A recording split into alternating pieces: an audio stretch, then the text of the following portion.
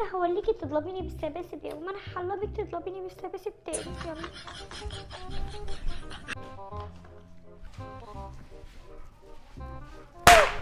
مالك لله، ايه اللي انت بتعمليه ده؟ ازازة الطين.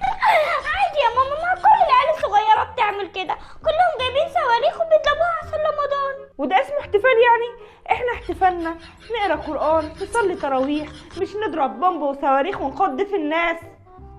عندك حق يا ماما. شطورة منا حبيبتي، هو ده اللي انا عايزاه منك، تسمعي الكلام. عندك حق قوي، ده انا هوليكي النهارده.